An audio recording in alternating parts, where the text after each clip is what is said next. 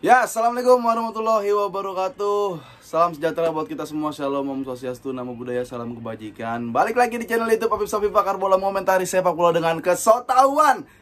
Awal-awal gue mau ngucapin selamat dulu buat fans Madrid yang beneran. Nah, fans Madrid beneran, bukan oknum-oknum. Dan sebelumnya gue mau ngasih tahu dulu kalau mungkin pertandingan Champions tadi malam pertandingan yang paling berkesan buat gue, karena jujur kedua klub bukan klub favorit gue. Liverpool bukan, Madrid apalagi ya.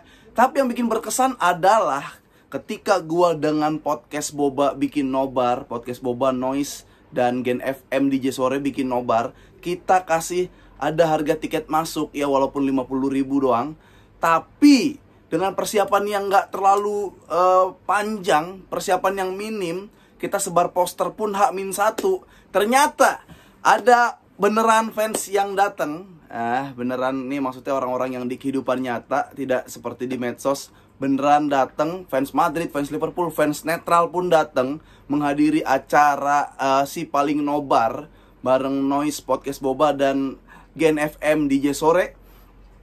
Datang sold out, penuh, full. Gokil. Gua sebelumnya terima kasih, mungkin ada lu juga yang nonton kemarin datang. Terima kasih teman-teman meluangkan waktu itu yang menurut gua menjadi pertandingan malam ya, khususnya malam yang paling berkesan buat gua. Terima kasih ya. Dan akhirnya gue juga baru tahu kalau ternyata memang yang namanya harga tiket masuk ada HTM-nya, acara apapun yang ada HTM-nya itu bener-bener kesaring. Ya, berarti yang datang itu kan pasti orang yang berpenghasilan ya. Ya, berarti dia juga punya pendidikan, punya akhlak, punya tata krama. Ternyata nggak seperti yang gue bayangin. Gue kayaknya kalau bikin acara tentang bola gitu, terus orang-orang yang ada di medsos, gue kayaknya bakal kayak Will Smith ditampar Chris Rock nih. Ternyata tidak. Orang yang datang orang yang udah siap dengan roastingan, dengan acara, orang yang benar-benar udah tahu harus ngapain. Luar biasa. Respect fans Madrid, fans Liverpool, dan semua fans yang sepak bola netral semalam yang nonton. Terima kasih, luar biasa. Dan Madrid tidak kejepit. Gue harus mengakui itu, harus ngomong itu. Yang kecetit Liverpool kecetit. Nah, Madrid tidak kejepit, Liverpool kecetit. Itu menggambarkan pertandingan tadi malam. Tapi kalau lu kalah gitu kan di final, terus apalagi pas nobar nungguin gol nggak gol, itu kan emang boring banget sih. Tapi ya lu tetap harus semangat, mau kalah nggak menang, hidup harus semangat. Jadi lu mau menang mau kalah, kita harus tetap semangat. Tapi tanpa disadarin kalau tubuh kita bersih, wangi, fresh, seger, pokoknya itu bisa meningkatkan kepercayaan diri kita. Gue mau kenalin sama lu Scarlett Whitening. Nah, ini nih. Ada Seriously Shooting and Hydrating Gel Mask. Satu lagi Herbalism Mugwort Mask. Ini karena belum gue buka, tapi gue udah pernah pakai. Ini gue pakai nanti. Yang mau gue kenalin sama lu yang udah nggak asing lagi ini, Scarlett Whitening Body Scrub Coffee yang wangi kopi. Ini satu ruangan tadi gue buka, kecium wanginya. Enak banget ya. Ini jangan dimakan tapi ya, body scrub. Nah, tadinya gue tuh nggak aware sama kesehatan kulit, ya kebersihan kulit. Tapi semenjak ada Scarlett nih kayak udah mah kombinasinya enak banget. Mengandung glutathione dan vitamin E, cocok buat semua jenis kulit. Udah gitu wangi kopi, salah satu wangi yang disukain banyak orang ya. Wanginya juga mewah, berkelas. Ya, kayaknya gue langsung harus nih pakai Scarlett Whitening gitu kan. Jadi biar gue makin pede, makin bersih. Gue juga menyarankan sama lu, apalagi cowok-cowok nih yang belum aware sama Scarlett sama rangkaian body care, body scrub gitu, dari sekarang deh, mulai deh. Nih, teksturnya juga lembut. Tuh, langsung nyerep, langsung, wah enak banget deh, pokoknya deh. Nah, ini yang kopi, idola gue banget, favorit gue banget, Scarlett Whitening Body Scrub Coffee. Ya, mungkin lu juga udah banyak yang beli dan udah banyak yang tahu lah. Kalau ini nggak perlu dijelasin lagi, tapi ini rekomen banget.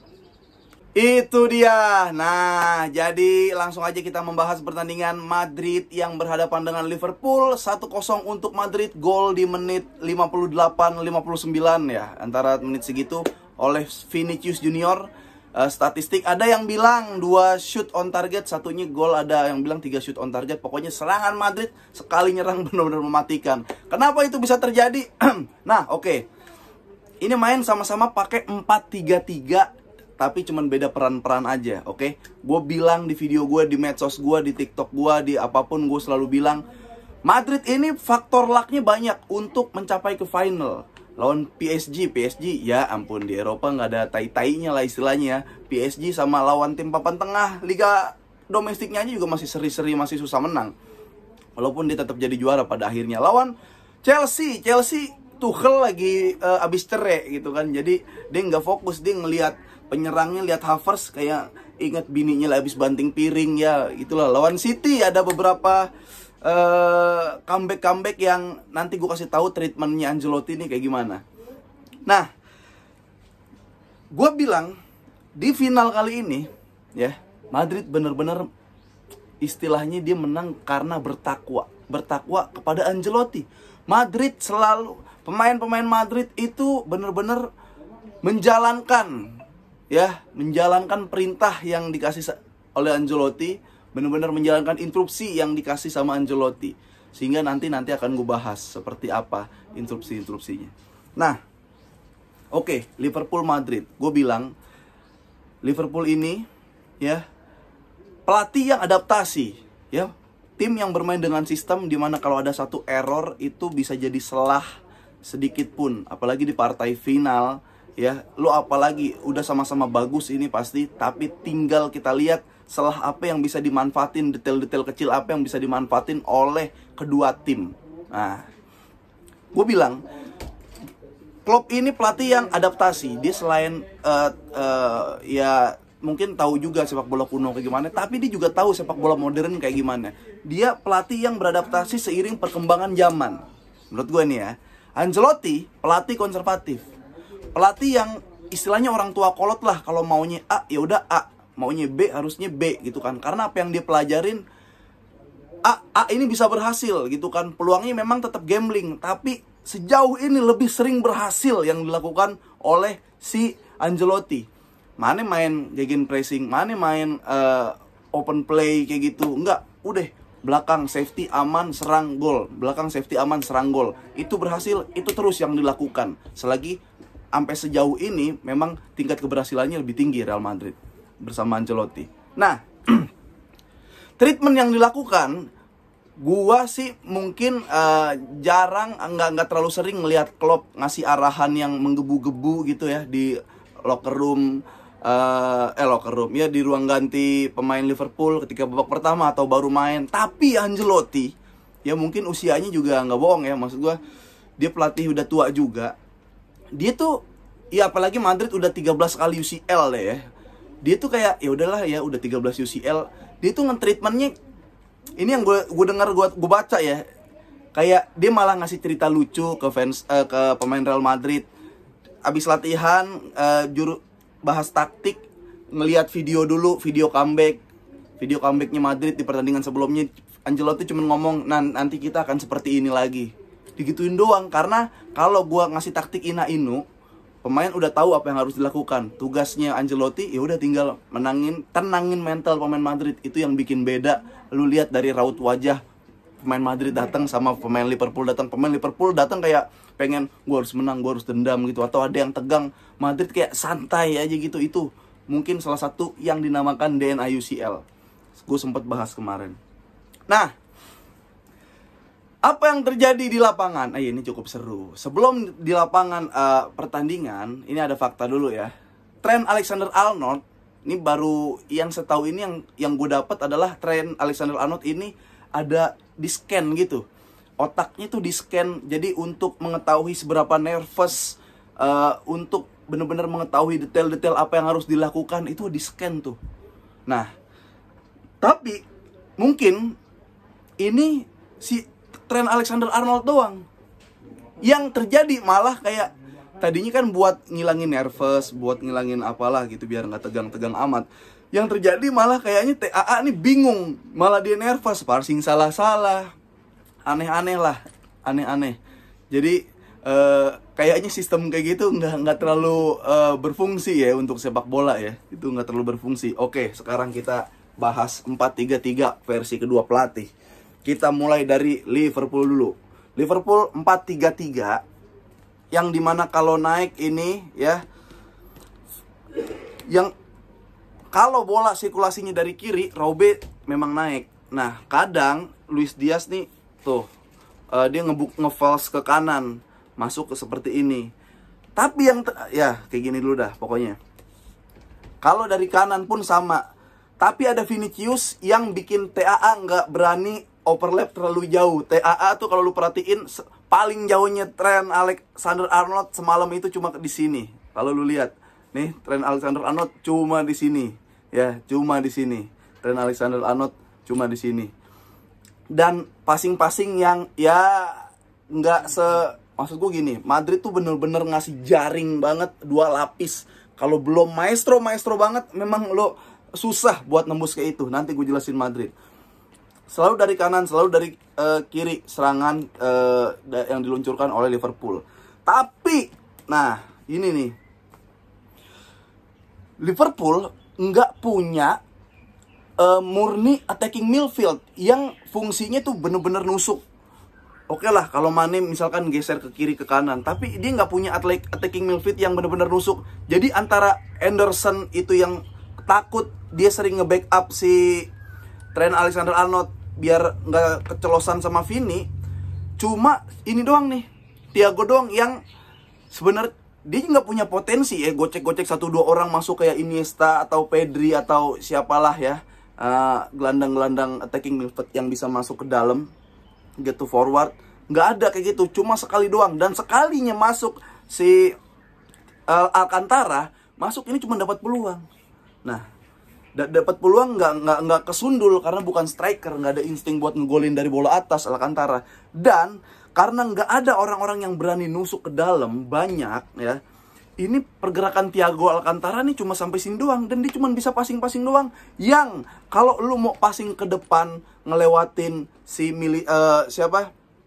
ngelewatin Militao atau Alaba yang menempel Mane, lu harus ngelewatin dulu Modric, Kroos, dan Casemiro yang selalu stay cuman di areal sini doang, nggak sampai ke depan. Nah, ini yang jadi kebuntuan Liverpool, deadlock dari Liverpool yang nggak pecah-pecah sampai kemarin. Sebelah kiri ya gitu-gitu aja, tapi lebih enak kita bahas Madrid sih nanti. Nah, jadi menurut gua kekurangan Liverpool, dia nggak punya attacking midfielder murni ya, yang bisa jadi second striker atau yang get forward maju ke depan kayak gini ya. Karena kalau dia nggak maju, 3 orang di depan ini selalu kalah jumlah, 3 lawan 7. Kayaknya agak mustahil ya untuk sepak bola 3 lawan 7 kalau lu nggak maestro banget untuk nembus pertahanan Madrid. Nah, kalau misalkan emang nggak punya attacking midfielder murni, yang harus bergerakan pertandingan sebelumnya adalah ini. Alcantara di sini, Henderson di sini, ya Luis Diaz kadang maju, yang masuk ke sini si Robertson, yang masuk ke sini si Trent Alexander-Arnold. Jadi rame nih itu 2, 3, 4, 5, 6, 7. 7 masih bisa ketemu lawan 7. Tapi Mendy nggak pernah maju sejauh ini ya. Carvajal sama Valverde lagi sempurna banget mainnya, bahkan Courtois lagi sempurna banget. Jadi itulah deadlock Liverpool yang nggak bisa ngapa-ngapain. Akhirnya Liverpool kayak kelihatan kebingungan, bisa cuma masukin Diogo Jota dan naruh false 9 si Firmino yang nggak berfungsi begitu banyak. Nah, sekarang kita bahas ke Real Madrid. Ini anjir. Nih, oke Madrid, tapi tetap ya dari sebelah kanan ke kiri. Ini Madrid main 4-4-3. Lu lihat, Madrid ini 4-4-3. Oke lah, Madrid jarang megang bola ya. Ketika dia nggak megang bola, formasi kadang seperti ini. Ini Casemiro, Modric, Kroos. Ini Valverde bisa kemari. Valverde bisa menjadi full back, wing back lah ya, the wing back. Nah, ini Benzema, ini Vini di sini. Formasinya bakal kayak gini. Ya. Menjadi 5-4-1. Ya, yang bisa jadi 5-4-1 atau masih tetap Valverde di sini. Ya. Ini Valverde di sini masih 4-3. Nah, begini nih formasinya Madrid.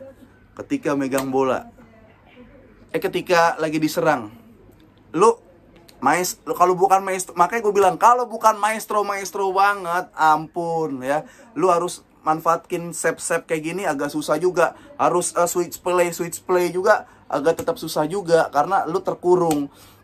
Di sini ya, Robertson ini sering banget gitu pergerakannya diberhentiin sama si Valverde. Ya, Luis Diaz ketika megang bola dapatlah si Carvajal. Yang lebih serunya lagi ketika bener-bener nih, gue ngelihat beberapa kali ya ketika Madrid keserang, jarak terjauh antara Casemiro dan dua central back Madrid itu cuma 2 meter. Gila gak? Gimana mau tembus coba? Nih, ini Casemiro. Ya. Nih segini Madrid nih. Ini Casemiro, ini Benzema, nih. Ini Militao, Alaba.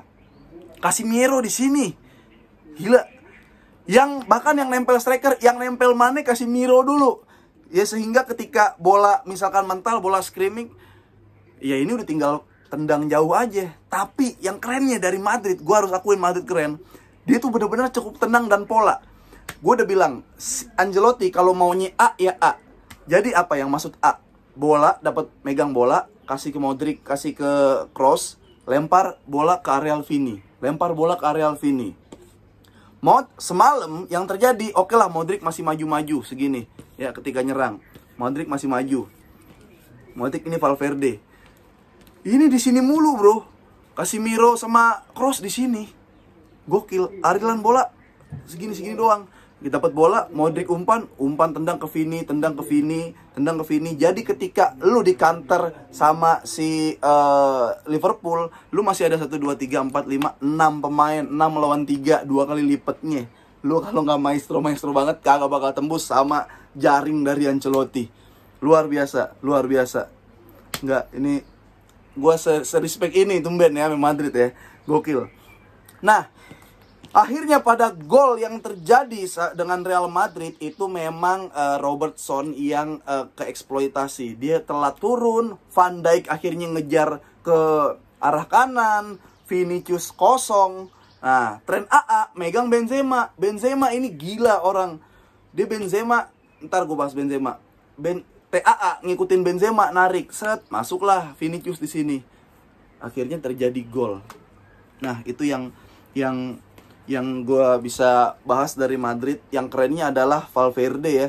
Valverde ini tugasnya ketika Madrid benar-benar lagi megang bola, dia tuh bisa jadi